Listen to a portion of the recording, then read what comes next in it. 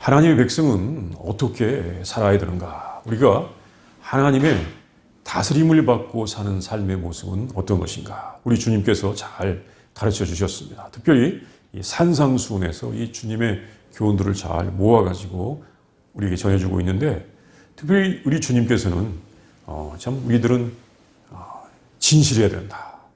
의식하는 행동을 해서는 되지 않는다. 또 가식적으로 해서는 되지 않는다. 이걸 말씀해 주셨습니다. 이것은 구제를 할 때에도 마찬가지다 하면서 오늘은 구제에 관하여 주님께서 가르쳐 주신 말씀을 우리가 함께 보도록 하겠습니다. 첫 번째, 구제하는 것, 남을 돕는 것은 하나님의 뜻입니다. 무릇 모든 사람들은 구제를 하여야 하는 것입니다. 우리가 어떤 뉴스를 들을 때, 또 소식을 들을 때 흐뭇해지는 그런 소식들이 있습니다. 누가 무슨 선행을 했다라고 하는 뉴스를 들으면 참 마음이 따뜻해지고 흐뭇해집니다. 오래전 일이지만 10년도 더 된 일이지만 이 미국의 이 주식을 잘 투자하는 부자, 이 워렌 버핏이라는 분이 자기의 재산의 대부분을 다 기부한다라고 하는 그런 뉴스가 있었습니다. 그 당시에 액수가 35조 원, 한국 돈으로 환산했을 때 35조 원이었는데, 이 돈을 다 기부하겠다. 이런 뉴스가 있었던 것입니다. 정말 그런 뉴스를 들을 때 마음이 훈훈해지죠. 물론 그 외에도 많은 분들이 또 하고 있습니다.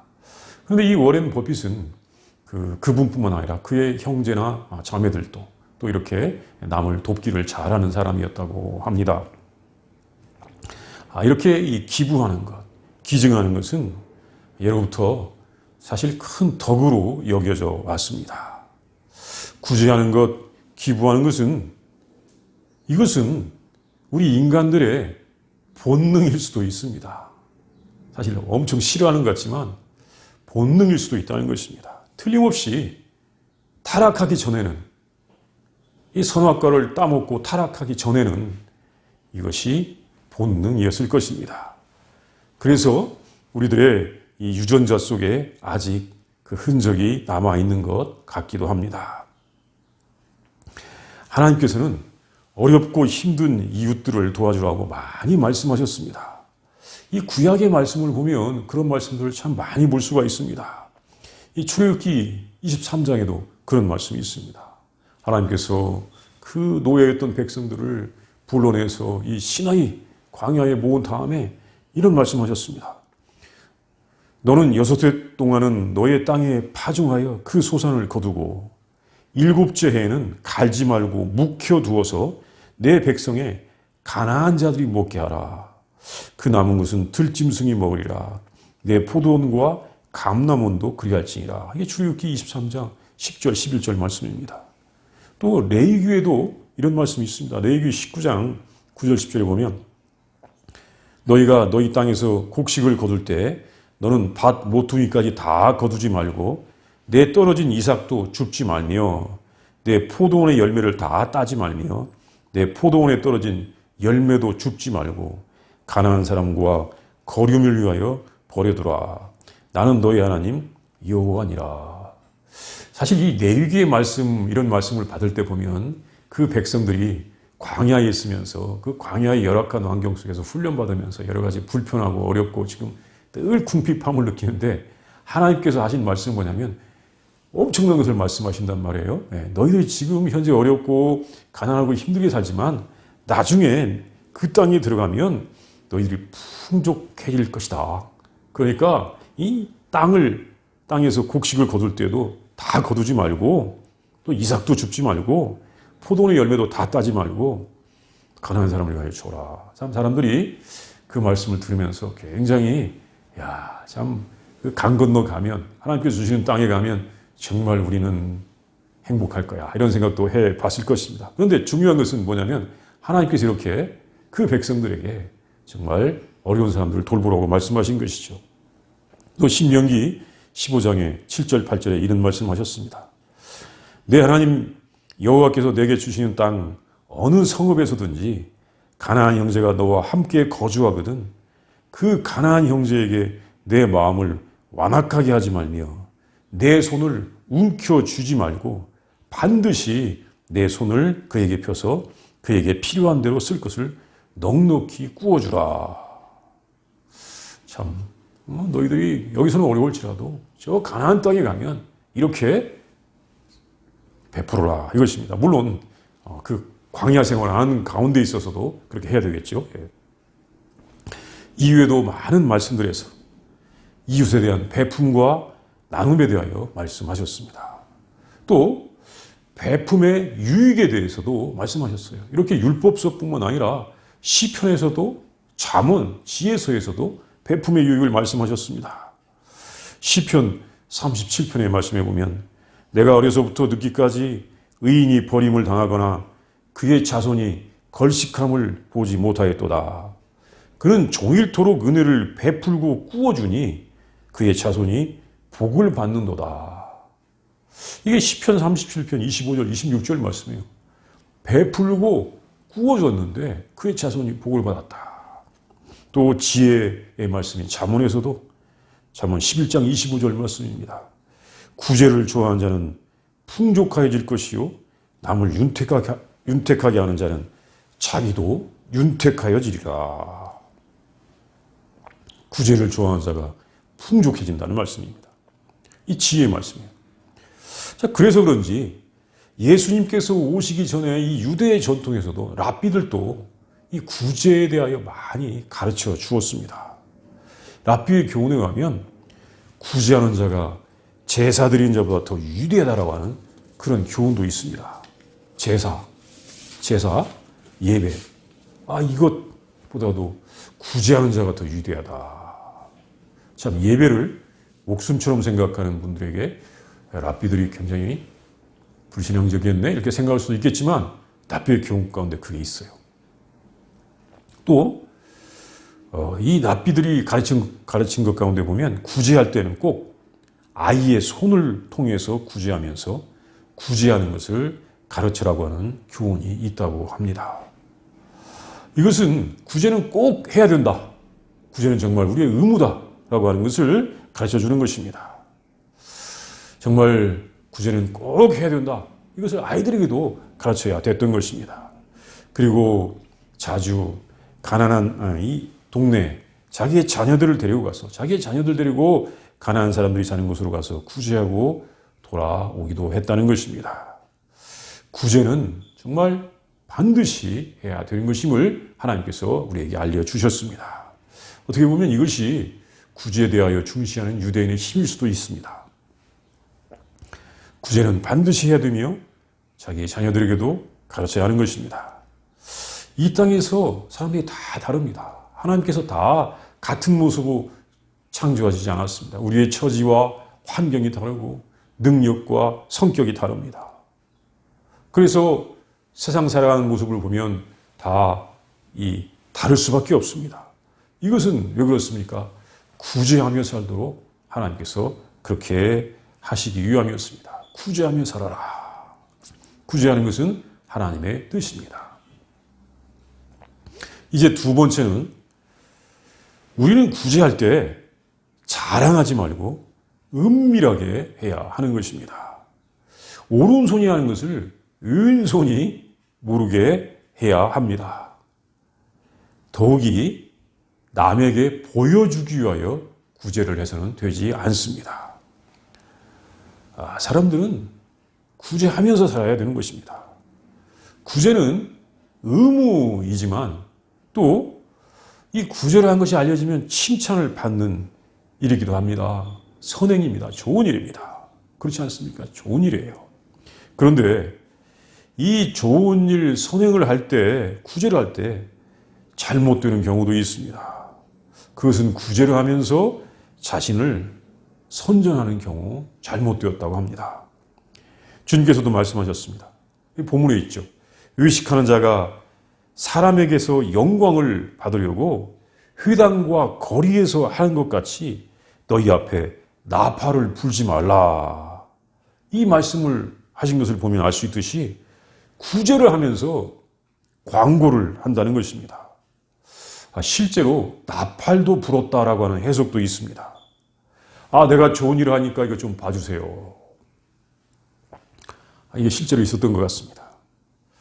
구제를 하면 칭찬을 받는데 칭찬을 받을 것을 목적으로 구제를 하는 것은 하나님께서 보실 때 진정한 구제라고 할 수가 없습니다. 예수님께서는 구제하는 것이 오직 하나님께서만 아시도록 하라고 그렇게 말씀하셨습니다. 너는 구제할 때 오른손이 하는 것을 왼손이 모르게 하라. 그래야 하는데 구제함이 은밀하게 하라. 은밀한 중에 보시는 내 아버지께서 갚으시라 말씀하셨습니다. 사실 오른손이 하는 것을 어떻게 왼손이 모르게 할 수가 있겠습니까? 근데 이것은 그 정도로 아무도 모르게 은밀한 중에 구제하라는 말씀입니다. 하나님의 사랑을 알고 생명을 사랑하는 우리가 구제를 하는 데 있어서 선한 일을 하는 데 있어서 그것으로 죄를 범하지 말라고 하시는 말씀입니다. 죄를 범하지 마라. 그 죄가 무엇이냐면 거짓의 죄입니다. 위선, 의식하는 것, 이것은 하나님 앞에서 죄인 것입니다. 진실한 마음으로 하는 것이 아니라 겉으로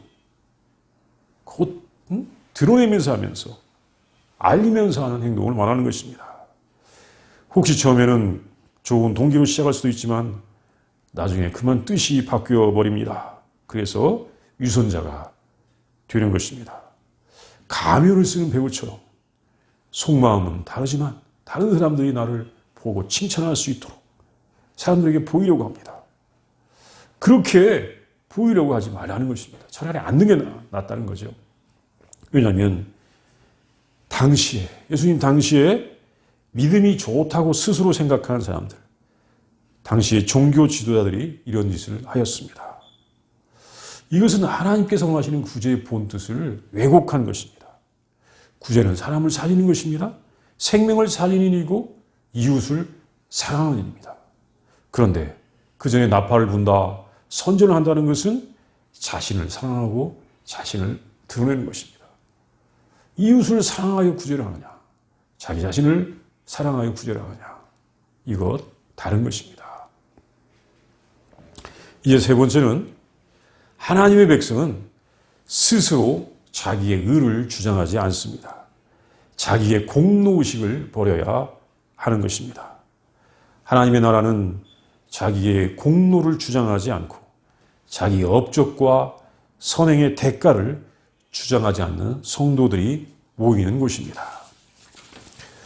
이 예수님께서 말씀해 주신 이 구제에 관한 말씀은 구제를 받는 사람의 입장에서 보면 정말 당연하다는 공감이 듭니다. 내가 이 구제를 받을 때 물론 필요에 의해서 받아야 되니까 받지만 누군가가 뭔가를 주면서 참 이 생색을 내고 준다면 받으면서도 여전히 편하지 않습니다. 필요하니까 받지만 안 받으면 차라리 낫겠다고 하는 생각이 들 때도 있을 것입니다. 그런데 어떤 분이 조용하게 주신다면 그러면서도 전혀 정말 어떤 언짢은 생각하지 않고 기쁜 마음으로 주신다면 받으면서도 매우 기쁜 것입니다. 주님께서 하신 말씀은 정말 받는 사람의 입장에서 보면 아주 합당한 것입니다. 그런데 구제를 하는 사람의 입장에서 보면 약간은 누군가 좀이라도 알아주었으면 하고 생각할 수도 있을 것입니다. 그리고 자기 자신의 마음 안에서는 무엇을 했다고 하는 자부심이 일어날 수도 있습니다. 오른손이 한 것을 왼손도 모르게 되는데 내 마음은 알고 있다. 이 자부심이 일어날 수도 있는 것입니다.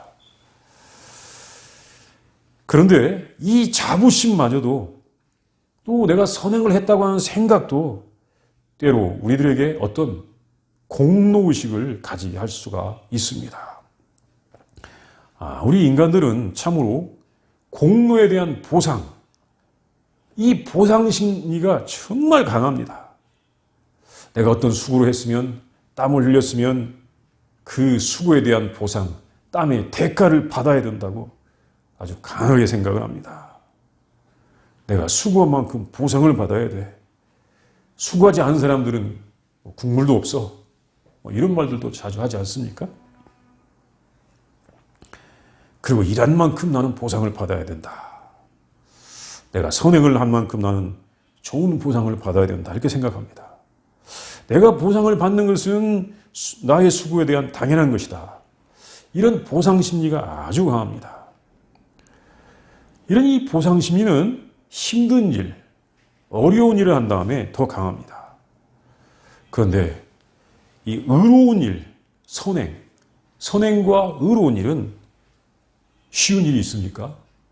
의로운 일을 하는데 쉽게 되는 경우가 있습니까? 힘이 듭니다. 자신의 이익도 포기해야 될 때도 있습니다. 그럴 때 공로의식, 이 보상 심리가 더 일어나게 되는 것입니다. 더 강하게 일어납니다. 이런 이 보상 심리, 공로의식은 하나님의 나라를 받는데 많은 방해가 됩니다. 하나님을 제법 잘 믿는다고 스스로 주장했던 바리새인과 서기관들은 바로 이런 보상 심리, 공로의식이 아주 강했습니다. 그래서 예수님께서 그들을 비판하였는데 그 중에 한 가지는 이들의 이 공로의식과 보상 심리였습니다. 마태복음 23장 6절에 보면 서기관과 바리새인들이 잔치의 윗자리와 회당의 높은 자리에 앉기를 좋아한다라고 지적하였습니다. 이것은 서기관과 바리새인들, 그들의 지식과 그들의 행위에 대한 합당한 대우를 받아야 된다고 생각을 했던 것입니다. 자기는 공부하기 위하여 많은 수고를 했다. 또 신앙적, 도덕적 행동을 하기 위하여 힘쓰는 것에 대하여 보상을 받기 위하여 나는 높은 자리, 윗자리에 앉아야 된다고 하는 것이었는데 이것은 예수님께서 전해주시는 하나님의 나라의 모습과는 상당히 거리가 먼 것입니다. 이것은 율법적 신앙이라고 할 수가 있습니다. 힘든 일을 했으니 그만큼 대접, 보상을 받아야 된다. 율법을 잘 지킨 사람들만 구원의 보상을 받는다. 거기서 나오는 것이 또 율법을 잘 지킨 척하는 것입니다.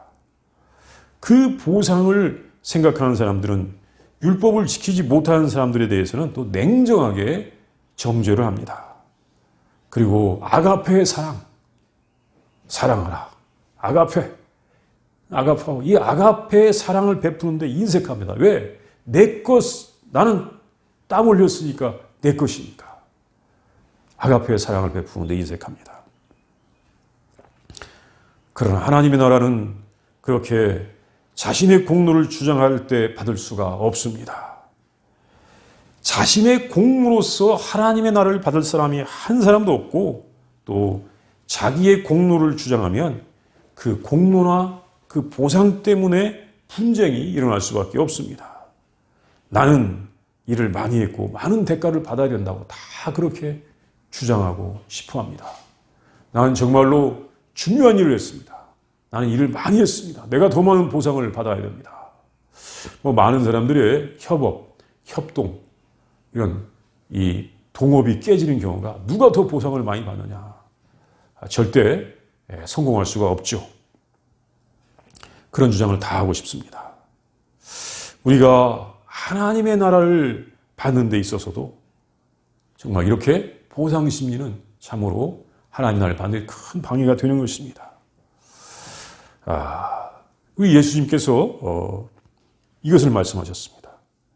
우리가 하나님 나라를 받는 데 있어서 내가 한 일의 대가를 기꺼이 포기할 수 있어야 받는다.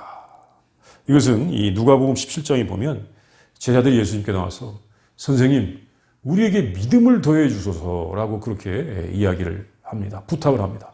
선생님, 우리에게 믿음을 더해 주소서. 그때 예수님께서 무슨 말씀하셨냐면 이제 겨자씨 이야기로 하셨지만 이런 말씀하셨습니다. 이와 같이 너희도 명령 받은 것을 다 행한 후에 이르기를 우리는 무익한 종이라 우리가 하여야 할 일을 한 것뿐이라 할지니라.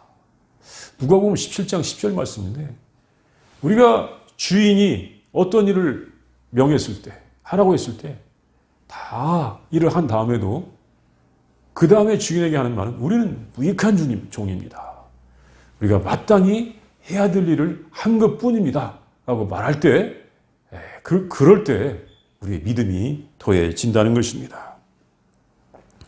이 주인을 대하는 이 선한 종의 모습을 가질 때 우리의 믿음이 자랄 수가 있는 것입니다. 무슨 보상을 바라거나 공로의식이 없는 종의 모습이 되어야 되는 것입니다. 무슨 보상을 바라면, 특별히 그 보상을 사람에게서 구하면 그것은 믿음이 없는 것입니다. 하나님의 나라는 이렇게 보상 심리를 구한 자에게 참으로 주어지기가 어렵습니다. 우리는 우리가 해야 할 일을 한 것뿐입니다. 이렇게 말해야 됩니다. 왜냐하면 모든 것이 다 하나님의 은혜이기 때문입니다. 하나님께서 할 수 있는 은혜를 주셔서 우리가 하는 것입니다. 하나님의 은혜를 알면 우리가 하는 것은 아주 지극히 작은 것임을 깨닫게 되는 것입니다. 하나님의 은혜를 많이 알면 알수록, 하나님의 은혜를 많이 알면 알수록 우리는 정말로 우리가 얼마나 하찮은 일을 하고 있는가 하는 것을 알게 되는 것입니다. 하나님의 큰 은혜에 비하여 우리가 하는 것은 정말 작은 것입니다. 우리가 이 구제를 하든, 기도를 하든, 헌금을 하든, 봉사를 하든 그것이 하나님 앞에서 자랑할 거리가 되지를 않습니다. 아무리 구제를 많이 해도, 아무리 기도를 많이 해도, 아무리 봉사를 많이 해도 부족한 것입니다. 그것을 할 수 있다면, 거기에 참여할 수 있었다면 감사한 것입니다. 그것에 보상을 바랄 수도 없고 공로를 주장할 수도 없는 것입니다. 이 공로를 주장하는 것은 유대교적 시절이었습니다. 우리 예수님께서 오시기 전에 유대교적 시절이었습니다. 예수님께서 오셔서 그것이 아니라고 가르쳐 주셨습니다. 그런데 예수님 오신 다음에도 이것이 16세기에 종교개혁할 때까지 이 공로의식이 남아 있어서 종교개혁자들은 우리의 공로는 없고 오직 은혜만 있다고, 오직 은혜, 이걸 가르쳐 주셨습니다. 우리가 구원받을 때 있어서 오직 은혜죠. 오직 은혜만 있다고 가르쳐 주셨습니다. 그런데 다시 사람들이 자기의 공로를 주장하고 있습니다. 은혜를 이 기복적으로 바꾼 샤머니즘적 믿음이 교회에 들어오면서 교회를 많이 어지럽혔습니다. 예수님은 우리가 자신의 공로를 주장하기 위하여 의를 행해서는 되지 않는다고 하셨습니다. 구제를 할 때도 은밀하게 하라고 하셨습니다. 이것이 바로 하나님의 은혜를 알고 하나님의 나라를 받을 수 있는, 하나님께서 갚아주시는, 하나님께서 주시는 그 하나님의 나라를 받을 수 있는 성도의 믿음입니다. 이 믿음이 있기를 바랍니다. 자, 우리 다 함께 기도하겠습니다. 자, 오른손이 모르게 왼손, 아니죠. 오른손이 하는 것을 왼손이 모르게 구제하는 그 모습. 구제는 하는데 하나님께서만 아시도록 하는 그 모습을 우리가 한번 묵상해 보도록 하겠습니다.